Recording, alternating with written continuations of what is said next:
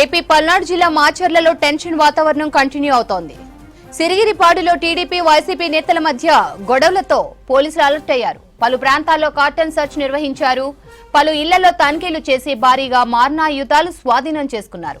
వారం రోజుల క్రితం సిరిగిరిపాడులో వైసీపీ టీడీపీ వర్గీయుల మధ్య జరిగిన వివాదం నేపథ్యంలో రెండు వర్గాలు దాడులకు సిద్ధమయ్యాయంటూ పోలీసులకు సమాచారం అందింది.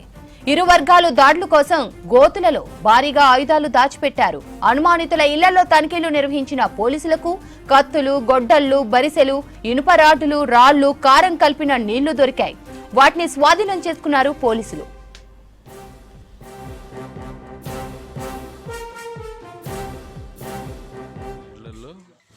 గులకరాళ్ళు పెట్టుకొని ఉన్నారు సార్. నమస్కారం సార్. ఆటో తల రెండు పట్టండి, ఒక్కో ప్యాకెట్ రెండు ఇద్దరు పట్టండి. మైలేరా ఏదైనా వెహికల్ స్టేజ్ అయిపోద్ది.